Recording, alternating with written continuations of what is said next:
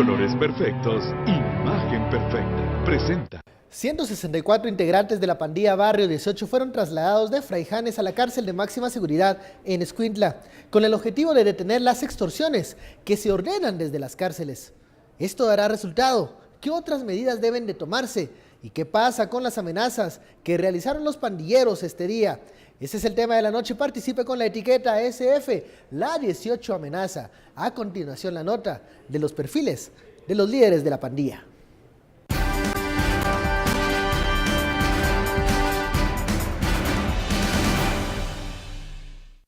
Diablo.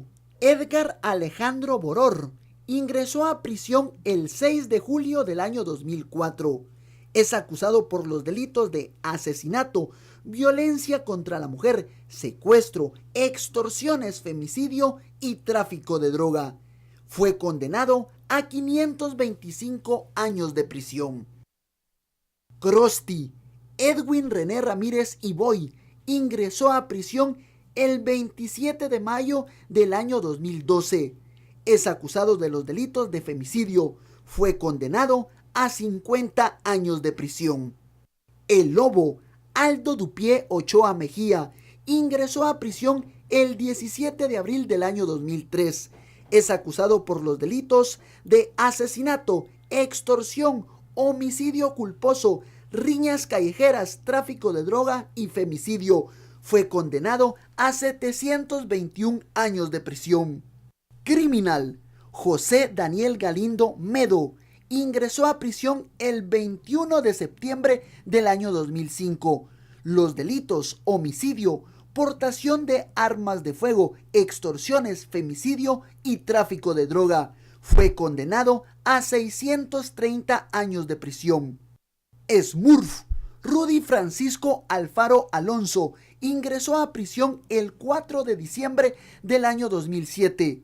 Es acusado de los delitos de homicidio, portación de arma de fuego y extorsiones. Tiene una condena de 800 años de prisión. LG OLED TV. Colores perfectos, imagen perfecta. Presentó. Bienvenidos a Sin Filtro, noche de miércoles. El tema es este traslado de reos, específicamente integrantes de la pandilla del Barrio 18, con el objetivo de frenar de una vez por todas las órdenes de extorsiones que emanan desde las cárceles. La etiqueta de la noche, SF, la 18 amenaza. ¿Por qué?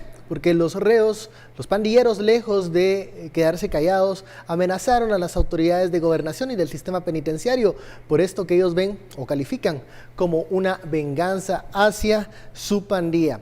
Damos la bienvenida a nuestros analistas, Philip Chicola y Estuardo Zapeta. Muy buenas noches. Buenas noches, Benkei. Bueno, la primera reacción al enterarse de este traslado, 164 reos, pero también de las amenazas que hacen en contra de las autoridades. Estuardo. La amenaza principal es en contra del señor director del sistema penitenciario. Y la razón por la cual estos reos son movidos es porque, en teoría, movilizarlos va a quebrantar los sistemas de comunicación y de estrategia que tienen internamente. El Smurf dice tres cosas que son reales o que son verdaderas, independientemente que sea un líder que está condenado, es un reo que está condenado a arriba de 800 años de cárcel, ¿verdad?, por una serie de delitos. Dice tres cosas que son verdaderas. La primera es acerca de la paz. La paz, y he explicado varias veces que la paz entendida por un barrero es muy diferente a la paz que usted y yo, que nosotros aquí entendemos. Nosotros entendemos la paz como la ausencia no solo de criminalidad, no solo de guerra, no solo de conflicto, sino también una situación mental en salud y bienestar. Para ellos la paz es básicamente no ser molestados en toda la actividad delictiva que va desde extorsiones y hasta planificación de todos los que están fuera de la cárcel, ¿verdad? La segunda verdad que dice el Smurf es que van a volver a tomar el control y lo van a hacer rápido.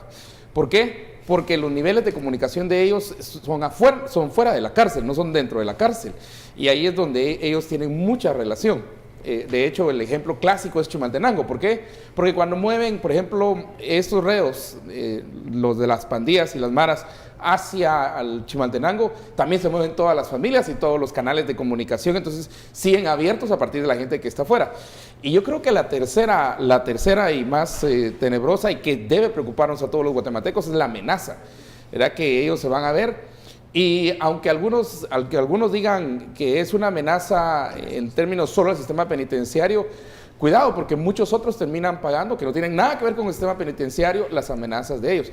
Y ojo que la última expresión, por lo menos que se presenta en los videos, porque sigue hablando, es que hasta la morgue, ¿verdad? Esa expresión es muy interesante, que es parte de la vida loca, ¿verdad? El cementerio, la cárcel y el hospital. Entonces, hasta la morgue es una situación muy clara en términos de... No es primera vez que lo hacen, unas pandillas no es primera vez, ya lo hicieron varias veces, cuando tienen precisamente movimientos a diferentes cárceles que les quiebran momentáneamente los sistemas de comunicación. El traslado de los 164 reos, ¿cómo lo calificamos, Philip? ¿Es esto suficiente o solo el primer paso para lograr romper lo que llama Estuardo esa comunicación que existe de los privados de libertad con sus operadores fuera de las cárceles? Es que vean, lo que pasa es que lo que hoy estamos viendo es la reacción de las fuerzas de seguridad del Ministerio de Gobernación de lo que habíamos discutido, creo que fue hace 1 o 2 semanas, respecto de cuál es la crisis del sistema penitenciario. La crisis del sistema penitenciario es multidimensional y eso quiere decir que es una crisis derivada del hacinamiento, es una crisis derivada de que no hay centros carcelarios para clasificar a los reos de acuerdo a su peligrosidad. Pero sobre todo yo diría que la crisis del sistema penitenciario se materializa porque el Estado, dígase las fuerzas de seguridad, no tienen control efectivo de lo que pasa adentro de las cárceles. Entonces, ¿qué ocurre? En los perfiles que presentábamos hace unos minutos en la introducción del programa, veían que algunos de los angelitos estos están en prisión desde el 2004, 2007, 2006, es decir, son personas que ya tienen 10, 12 años de estar en la cárcel. Pero ¿qué ocurre cuando en una cárcel el Estado no tiene control de lo que pasa adentro? Muy sencillo, adentro de la cárcel se termina convirtiendo en el paraíso o en una universidad criminal. Entonces estos señores, en lugar de estar pagando una condena, con restricción de libertad, trabajando o reinsertándose a la vida productiva en la sociedad, estos señores lo que están haciendo en las cárceles es seguir coordinando actividades delictivas desde la cárcel hacia afuera.